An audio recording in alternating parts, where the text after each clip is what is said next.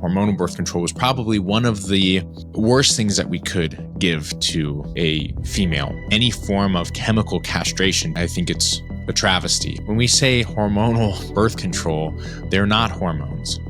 They are hormone-like substances. When you give a young female hormonal birth control, we are going to end up with no endogenous hormone production. We are literally preventing a female from producing her own estradiol and progesterone. You're basically putting this young female into like a menopause, and the repercussions are enormous.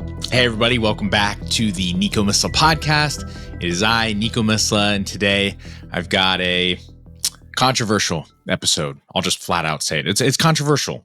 It's a subject that I feel like a lot of us avoid in a lot of different ways. And it's a shame that we do, because I think it's really freaking important. It's so important that I actually made it a pretty big part of my HRT University master course. And that is talking about the truth behind hormonal birth control, especially oral birth control and implantable birth control. We'll get to that. But I think over time in history, we will recognize, I don't know how many decades from now, probably long after I'm gone, but I think we will turn our heads back towards history and recognize that hormonal birth control was probably one of the worst things that we could give to a female, especially a developing female, because especially of the risk factors associated with it.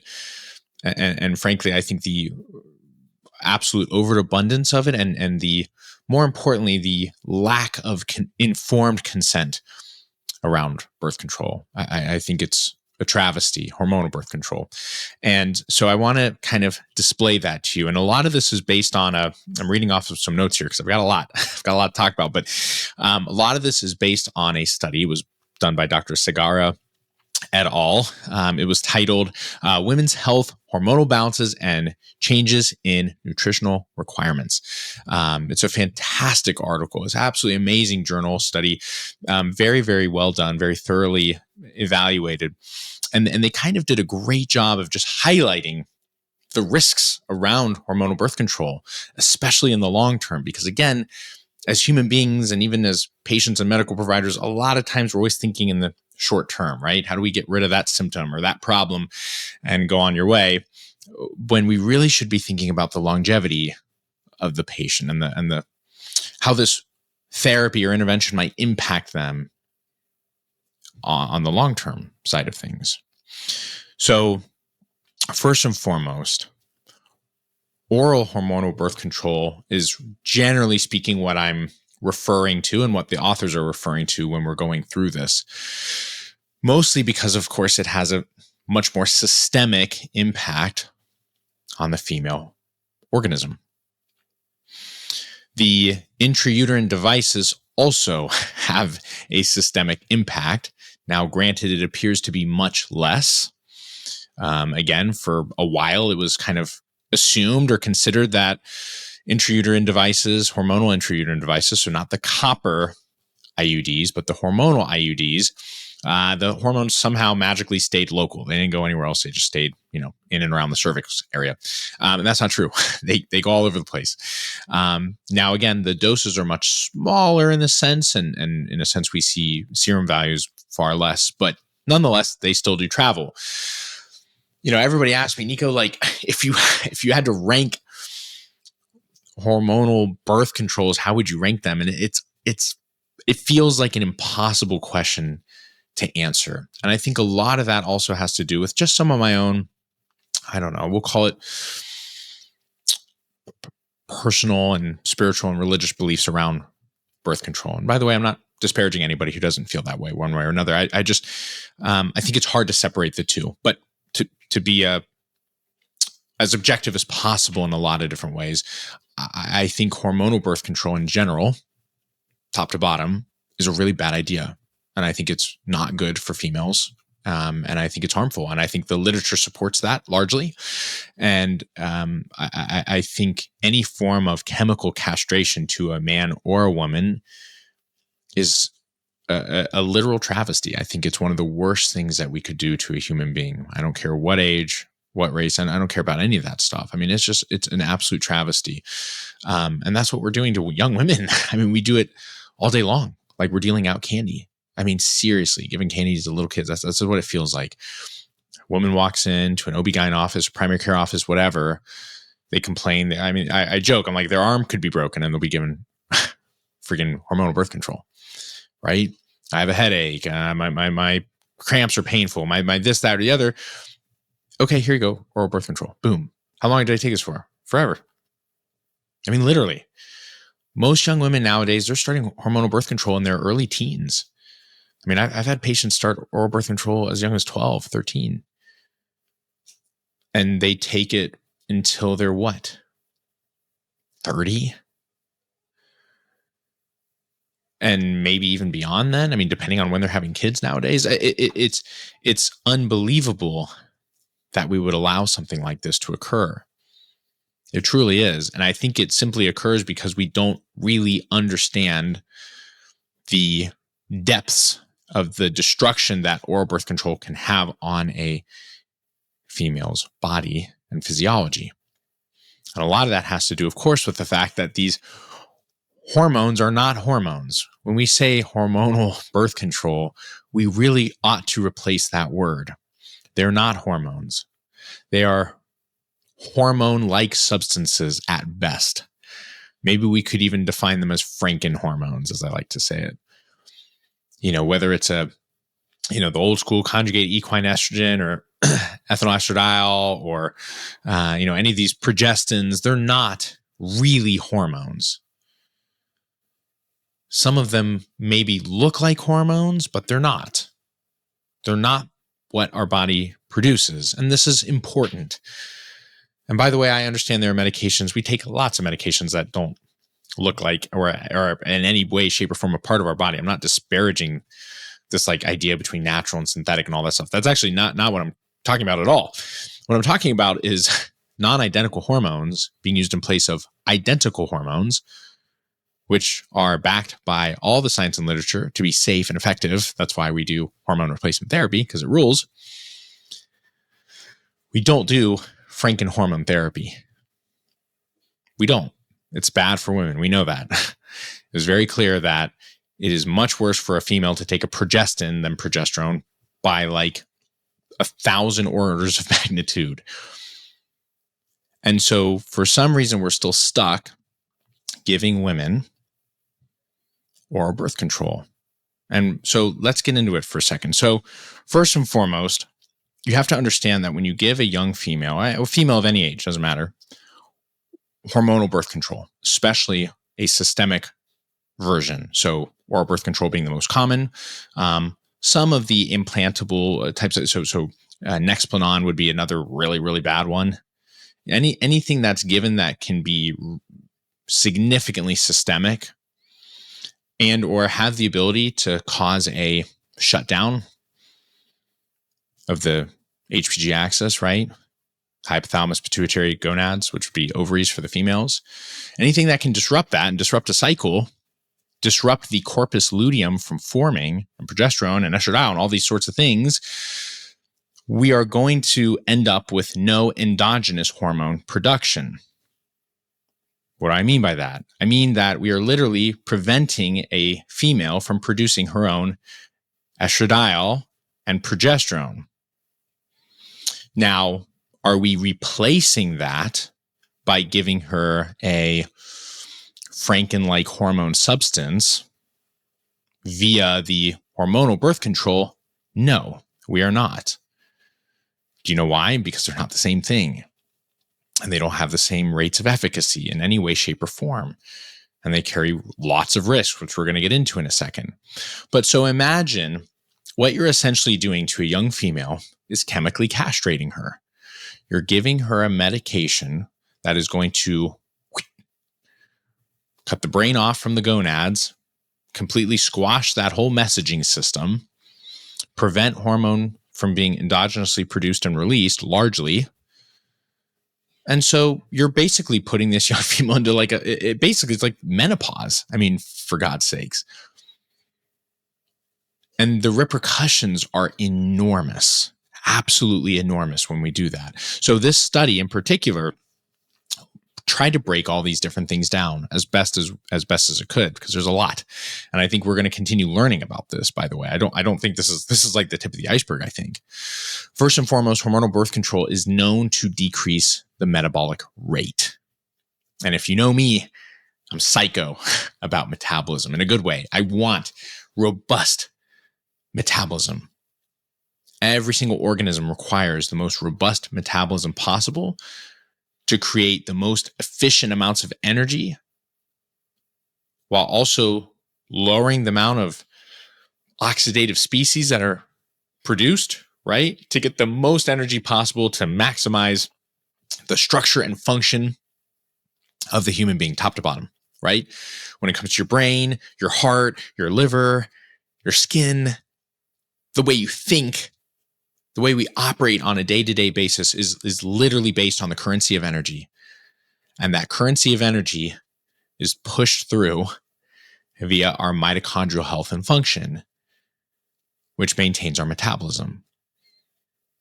And if we, in any way, shape, or form, dampen our metabolism, God forbid, even if it's just by 5%, is that going to have a long-term impact? Absolutely. So over 3 months? No. Negligible. Over 3 years? Certainly more. How about 30 years? Spin that out. It's a lot more devastating. Hormonal birth control lowers the metabolic rate. Now, the old school, like first gen hormonal oral birth controls especially, were really hard on metabolism. We saw much more weight gain and things of that nature. We see less of it, but we still see it. It's not gone. So we see an increased rise in obesity in females on hormonal birth control in comparison to counterparts who are not. We see an increase in things like LDL and fasting blood sugars. We see an impaired carbohydrate metabolism. That's really key. Again, for those of you who have taken the HRT University Master Course, you're going to be like, oh, no wonder Nico talks about metabolism and carbohydrates so much and all these things that, like, what the heck does this have to do with hormones? It has a lot to do with hormones. First of all, your hormones directly influence your metabolic rate. Progesterone, very significantly. Progesterone literally is directly involved with enhancing the health of the mitochondria and the biogenesis of mitochondria, making more of them. Well, guess what happens if you take progestin and you get rid of your body's ability to produce progesterone practically entirely? Do you not think your metabolic rate would slow down? Do you not think your mitochondrial health would suffer a little bit? See where I'm going with that? That is really, really bad news. Carbohydrate metabolism is quintessential to the health and function and structure of the human being. And we're destroying it, completely destroying it in many ways, just by adding in hormonal birth control. And is that going to give rise to metabolic dysfunction? Yes. Is that going to give rise to wonky blood sugars and weight gain? Absolutely. Yeah, of course. That's just number one. Number two, this is something that I found really interesting because, I had a lot of female patients when I first started doing hormone replacement therapy for young women and really focusing especially on helping women with fertility issues. What was very clear was that a lot of the young ladies who took oral birth control or had a history of taking oral birth control for many years had much greater difficulties than women who didn't. And again, it was confusing because I'm just an N of one in my clinic, right? But it was something I felt like I came across all the time. And the patients would ask me, Nico, I just wonder, I was always told that hormonal birth control had no impact on my fertility at all. Is that true? Because I feel like it did. And, to be honest with him, when I first started, I would say, I don't think so. I think the literature is pretty clear. Well, guess what? The literature's pretty clear that it absolutely impacts fertility. What do we see? So what we especially see is that women who have taken hormonal birth control for greater than 10 years, especially greater than 10 years, we have an increase in basically the aging of the ovaries. We see cervical atrophy. We see a change in the cervical mucus. We see a decrease in egg count, which we can literally see by checking a anti-Müllerian hormone. I mean, we're seeing all these things in real time in the literature. This is not me just like making stuff up here, guys. Sagara et al., that's what they discuss in this article. Does hormonal birth control impact fertility? Yes, it does. And we have to stop gaslighting women who are coming in and talking about how they feel like they're crazy because they're having fertility issues. It's not crazy. It's not crazy at all. You're right. It is. And you know why? Probably because that hormonal birth control, amongst many other things. I mean, the fact that our hormones are not good anyways because of all these environmental toxins and pollutants and chemicals and blah, blah, blah, blah, and lifestyle factors and decreased nutrients. Again, I'm not just blaming hormonal birth control singularly on that whole thing, but it is a part of it. And it's a much bigger part than I think any of us give it credit for. And not a single one of us is giving informed consent on that. Well, I don't prescribe hormonal birth control, but let's just be real. I don't know of anybody in the world of OB-GYN, in the world of primary care, in any capacity, if you're providing hormonal birth control, have you ever given informed consent around like decreased metabolism, a decrease in fertility, if taken beyond 10 years? Like, have you ever had that discussion with a female? Probably not. And by the way, I'm not disparaging you or like shaming you. Really, did you know that? I didn't know that many years ago. I had no idea. I never gave oral birth control, but I'm just saying a lot of us are put into positions and we're giving these medications because everybody else is doing it. We were taught that's what we were supposed to do in school and everything's fine and don't worry about it. Boy, you see how frustrating that is? It's really frustrating. Let me keep going. So, what other impacts does hormonal birth control have? Did you know that hormonal birth control significantly increases the risk of cardiovascular disease? Specifically, we see a 43% higher rate of heart attacks, MIs, and clots, VTEs, in women who have taken hormonal birth control in comparison to their counterparts who have not taken hormonal birth control. 43% higher. Has anybody been told about that? I think clots is probably one of the few things that I've ever heard. Like, you know, if a female comes in and is asked about birth control and, well, you know, have you ever thrown a clot or do you have factor 5 or blah, blah, blah, blah, because that would, you know, be a contraindication if you smoke. Like, those are things I've heard. But the heart attack and MI thing, I've never heard that. And by the way, it's the same rate. 43% increased risk of an MI. By the way, 43% increased risk of hypertension as well. That's startling. Those are really big numbers, and we should be telling females about that. At the very least, if we're continuing to prescribe hormonal birth control, we should be telling women that is a likelihood that you may develop cardiovascular disease and hypertension. By how much? By about 43% in comparison to your counterparts. What are the other issues? Well, hormonal birth control significantly increases the risk of autoimmune diseases. Yeah, significantly. What types? We see in the literature multiple sclerosis, Crohn's disease, ulcerative colitis. We see systemic lupus. And we even see things like interstitial cystitis, which, again, not really an autoimmune disease necessarily. I mean, maybe to some degree it kind of is, but we see significant increase in inflammatory disorder because we are lowering the metabolic rate and we're getting rid of hormones, i.e. progesterone and estradiol, that are produced endogenously to protect a young woman from all of these things. So funny, because all of the things that I just mentioned are much more common in women who are, you know, beyond perimenopause especially, which is ironic because they don't make any more progesterone and estradiol like they did when they were in their 20s and 30s. Fascinating, right? It's as if getting rid of the bioidentical hormones that our body produces and not replacing them with bioidenticals, but actually replacing them with franken-hormones that frankly make all of those things even worse is coming to light. And that's exactly what we're seeing. How about mental health? Do we see increase in mental health disorders when we give women hormonal birth control?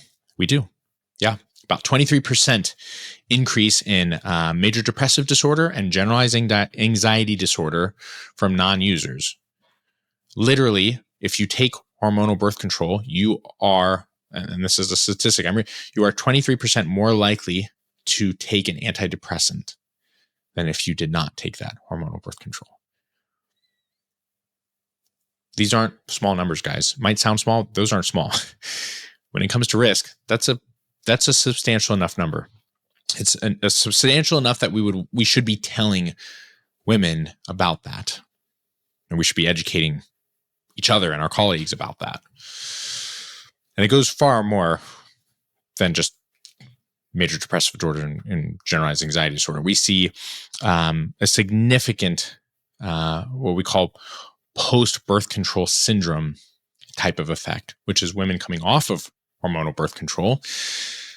This is something that's new and not super well fleshed out in the literature, but it appears that first of all, when a female takes hormonal birth control, generally speaking, many of them will see an increase in their sex hormone binding globulin protein.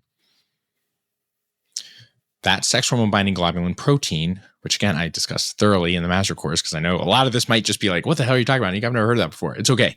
I didn't know about it either. None of us did. It's something we're all learning about. But sex hormone binding globulin, it's a protein, and it does exactly what it sounds like. It binds to sex hormones, and it has a love affair with androgens, so specifically testosterone and dihydrotestosterone. And so if a female takes hormonal birth control, that sex hormone binding globulin number generally jumps up, way up. So it could be 3 to 4x higher than what it normally should be in a young female if they're taking hormonal birth control. 3 to 4x, like way off the charts high. Now, if that young female stops taking that hormonal birth control, what we're seeing in the literature is that for some females, that sex hormone binding globulin number, it'll drop, but it doesn't always go exactly back to the previous baseline. Sometimes it remains a little bit elevated. Now, that could be for a few months or potentially even permanently. Hard to say. We don't have enough literature around that, so I'm speculating around that. But what I've seen in my clinic and what many of my other colleagues have seen and what many patients experience is that when they stop hormonal birth control, their libido and sexual health function, it doesn't really come back. They lose out on that massively. And if that doesn't cause a significant amount of depression, anxiety, and feelings of worthlessness or what, I don't know what would. That's a horrible thing for a young female or any young person to experience. And so literally we have a term for that, is post-birth control syndrome. Are we informing women about that? I doubt it. I don't think we ever talk about that. Hormonal birth control, does it disrupt the health of the gut barrier? Yes, it does. Why?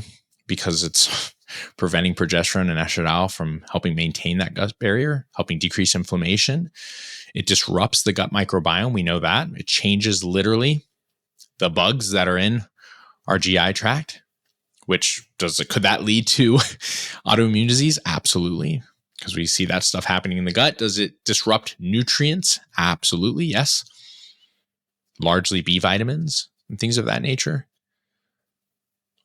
Do you see, like, if we're compounding all these things I just talked about, it's starting to feel like hormonal birth control is a really bad idea. Do you agree? Sounds like this is not something I would want to be giving a female, frankly, at almost any age. How about this fact? So let's just say you've never taken hormonal birth control. Kudos to you. But you've been drinking tap water for your entire life. From birth to now, 30, 40, 50 years. I don't know how old you are. Let's just say you've been drinking tap water. Let's just say you've even been eating vegetables from, just a generic farm or whatever, and they're filled with water. Well, it's estimated, by the way, this isn't a study. I'm not just like braining this up. It is estimated that nearly 1 million women will develop diseases directly related to hormonal birth control that is being environmentally spread by women who take hormonal birth control. They go pee, it goes into the municipal water, and those franken-hormones don't get properly destroyed or filtered or whatever because they're tiny, and they end up in our water systems. About 1 million women. It's like in the ballpark of like $1.6 billion that goes out in taxpayer just on hormonal birth control environmental impact alone. 1.6 billion with a B.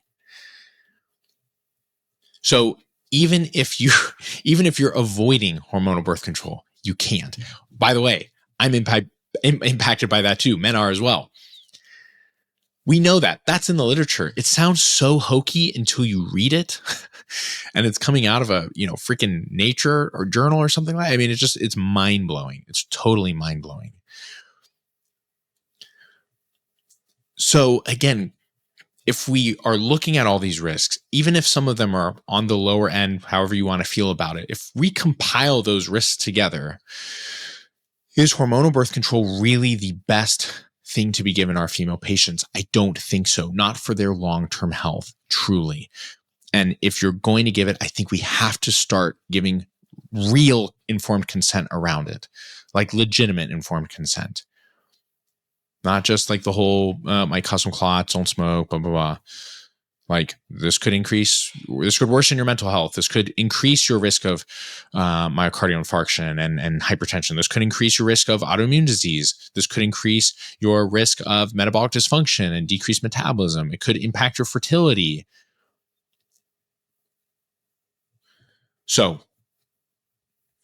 the authors mentioned something else here that I think is really important, which is that it appears that hormonal birth control has shifted a little bit. The argument is something like, is this really a medical necessity? Which is interesting. It's an interesting thought experiment, right? Let's take this for an example. Maybe this is an analogy that would make sense. Bottled water. I'm talking about plastic to be really super specific here, but glass could be included too. Let's just picture a typical bottled water, which is in plastic nowadays, right? Is bottled water super helpful in some instances? Of course, absolutely. Bringing clean, potable drinking water and something that's not going to shatter is amazing. It really is. It's incredible. Now, we all know, at least you should, if you're listening to my podcast, you probably know that plastic bottled water, not great for you to drink. It's just leaching plastic pollutants into that water. But if you're going across the Sahara Desert, you'd probably drink that bottled water, right? That's the necessity of it. However, outside of those small areas of necessity, could you not fill up your own metal stainless steel water bottle at home with clean drinking water that's not full of chemicals practically any other time, any other day? Absolutely. Yeah, that would be the preferred method, right? You would think about how much money you'd save yourself and your fellow humans by not impacting the environment and polluting, and you're not drinking any nasty water, which isn't impacting your microbiome and your hormones and your, all the things that would benefit from you just doing that. Well, the researchers make a kind of similar argument. They're kind of like, hormonal birth control was meant to not necessarily be this ubiquitous, widespread thing, because that's not really how necessarily medicine ought to work all the time, right? It's not like this mass adoption based on, simply preventing pregnancies. I mean, there are other options, and the researchers note that, again, from an informed consent perspective, it seems that not enough medical providers are talking about some of those other options. And we can argue, of course, that in the literature, abstinence and natural family planning and stuff, it doesn't seem to catch on and it doesn't seem to work as well and blah, blah, blah. That's fine. My point is that and the researcher's point more specifically is that it is not something that is discussed well enough. We're not giving true informed consent around hormonal birth control, first and foremost. And we're also not ever hardly touching on any other methods, whether that be barrier protection or whether that be natural family planning or whatever it might be, at the risk of destroying a young female's ability to maintain her mental and physical health. I mean, that's what I think is crazy. I mean, I think if we're for the health and wellness of any human being, male or female, I think we really need to consider and reflect on the idea that like chemically castrating one of them is not the answer, because we know what happens when we get rid of your hormones. People turn into horrible pieces of blah. They're awful. You ever met a guy with low testosterone? They're the worst. I feel sorry for them. They're tired. They're fatigued. They're lazy. They're not motivated. They don't want to do anything. They think irrationally. They're depressed. They're anxious. They don't want to have sex. They don't want to do anything. And they're at risk of heart attacks and strokes and Alzheimer's, and you name it. Well, why, if we don't like that, then why would we do that to females? Especially young. I mean, again, we're giving it to women really young, super, super young. For decades, they might take that stuff. I mean, we've seen studies where, this is true too, super interesting studies where women who take hormonal birth control, if they're on that hormonal birth control for a long period of time, they meet their significant other, they get married, and then they stop taking that hormonal birth control, they're more likely to find the partner that they chose while on birth control less attractive. And again, you're like, why? Why is that?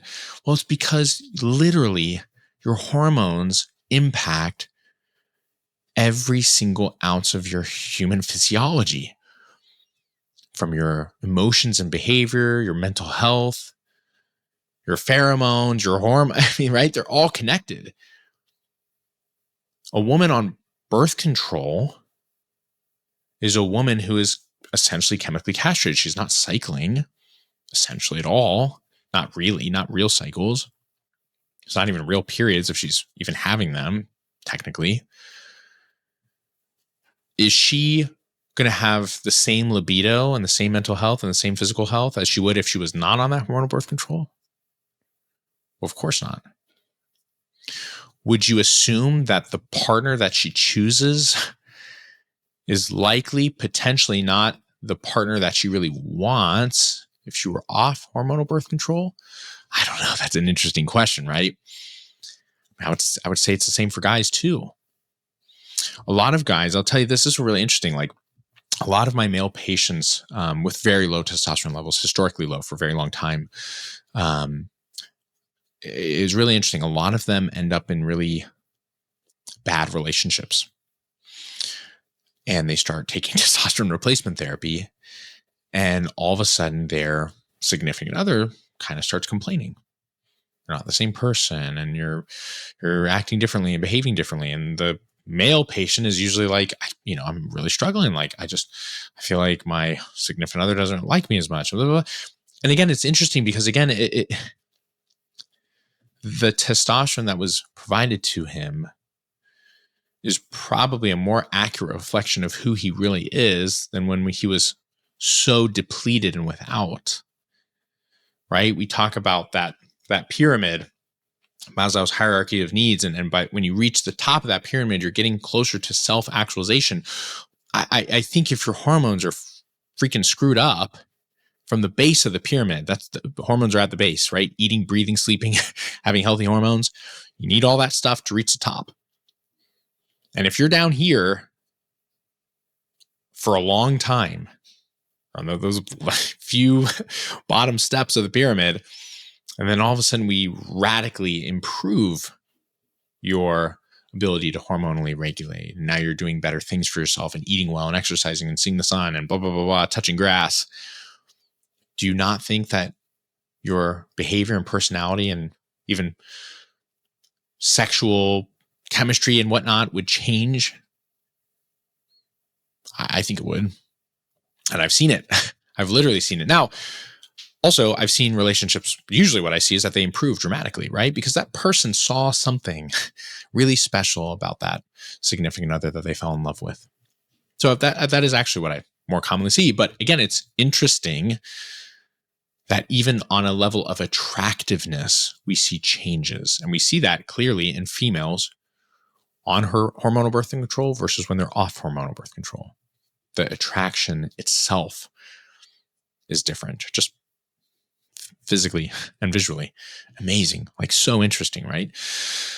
So, again, I'm not also sitting here acting like I have the answer to the world's problems of, young women and getting pregnant early and does that destroy their lives and all that stuff. Like, I know my thoughts and feelings on that personally and whatnot. And I think that truly a lot of times it's just a matter of education in a lot of ways.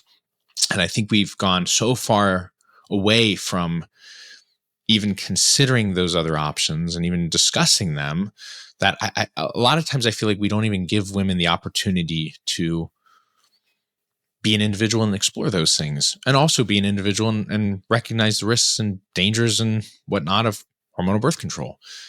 That's what bothers me the most. I feel the same way about SSRIs. I really don't like antidepressants. I really, really don't. And I know a lot of people say, Nico, that hurts my feelings. It helped me a lot. It really got me through hard times. I get that. I think there are more appropriate therapies. That's all I'm saying. I think you should have looked at your testosterone levels and thyroid levels and progesterone. I think we should have done all that before considering an antidepressant, which can have really tremendously terrible long-term, even short-term and long-term health outcomes. Horrible. And again, I'm not disparaging anybody who's taken a hormonal birth control or prescribed it or whatever. I'm really not. I love you guys a lot. And I just want to look at things in different ways and consider, because I really mean this. I think the more we talk about it, I also think people much smarter than I am, much better than I am, and that's not hard to find, but I think there are people out there who are smart enough and capable enough to say, I think I figured out another way. I really do, because we've always seen that historically. But we have to talk about it, and we have to be open about it. We have to share about it. We have to let our patients and our constituents actually recognize and understand what they're getting into. That is the basis. Just the communication itself, I think, is the basis of where good ideas flow from. Bad ideas and good ideas. But the good ideas, they tend to rise to the surface, right? It's like cream. And so I hope that even by just doing this podcast, just talking about this openly, provides one of you smart geniuses out there listening to this an idea and an opportunity to maybe be a part of that change. And I think we all can be. I think I'm a part of that. I think you are as well. So I discuss this in the master course in detail, by the way, guys. I share all these many more studies in there, but I really like this one because I thought it brought something to me that I never really sat down with and really thought about. And I'm psycho when it comes to my patients and their health and well-being. I really am. I'm obsessive about it. And I want to be able to provide them with as much information and due diligence as possible so that whatever decisions they're making, I hope it's right for them. I really do. I really, really hope it's right for them. So guys, thank you again very much for listening. I hope this was helpful and insightful. I hope we can talk even more about hormonal birth control at large. And I hope we can share our thoughts and feelings together and not be so divisive about it or whatever. I understand all of us are going to be coming from very different places and, spiritual and religious beliefs and all that stuff. I get that. I'm not opposed to that, but I hope that we can settle on this idea that if we're for women's health, and let's be as holistic and well-rounded as possible for it, shall we? So guys, thank you so much for joining me again. Don't forget to hop on Nico's daily email. I write an email Monday through Friday. No chat GPT. It's just me providing tons of free education and value just for you because I love to. And it means a lot to me. You can find that in the link below. There's also the free Facebook group, Nico's HRT University, which you're welcome to join. Hop in, dip your toes in, see if you like hanging out with some of us. But more importantly, don't forget to check out hrtuniversity.com, where you can find the unbelievable master course, which is the creme de la creme, really discussing all these things in great detail about hormone replacement therapy and how we can make our world a better place. I want you to join that. I want you to become a part of that movement. It's not too late. It's definitely not too late. It's just the beginning. And don't forget, when you get into that course, you can have access to the membership, which is incredible. That's where Pearl, our unbelievable and invaluable AI mentor, lives. And she's incredible when it comes to asking burning questions and all that kinds of good stuff. We have our weekly Q&A calls, which are super fun. We've got a great, really private community where it's really just some of the best people I've ever encountered, sharing ideas and thoughts and case studies and all kinds of stuff. So again, a wonderful place to be a part of and hang out. And again, join a movement that I think we're all really passionate about. So have a great day, everybody. And I'll see you at the next episode.